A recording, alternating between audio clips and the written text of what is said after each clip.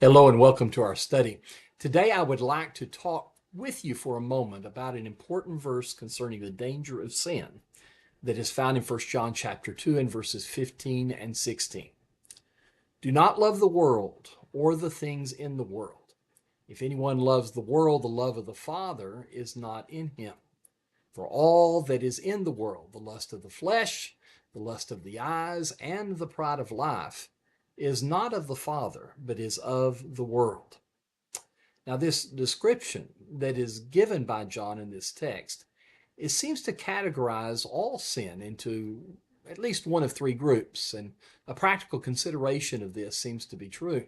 Every sin that I can think of can be categorized as a consequence of illicit desire brought from what we see or what we feel or our pride. An example of this is found in the Garden of Eden at the beginning of time, when we have a divine example of this particular truth with regard to Adam and Eve. The first sin came as a result of the devil using all three categories of lust in the world. And it came as a direct result of disobeying God's command not to eat of the tree of knowledge of good and evil.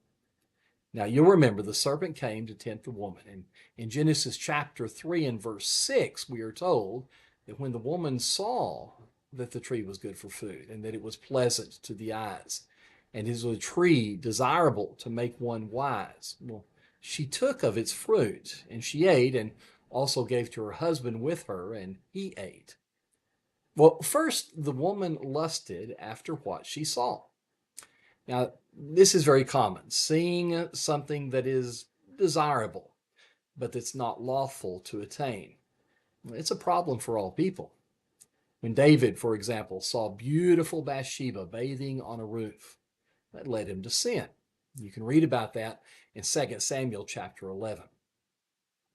Now, the second thing with regard to Eve, the woman was enticed by the appealing nature of the fruit as food.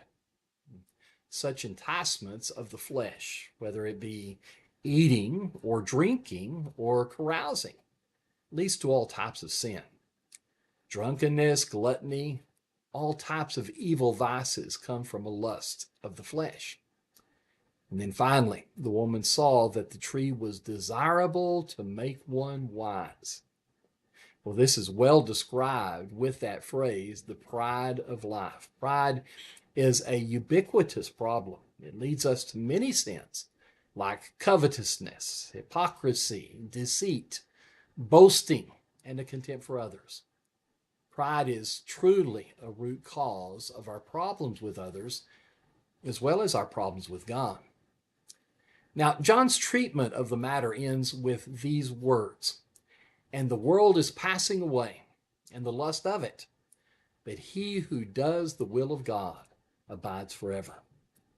So often our focus is on what we see, feel, or want here on earth.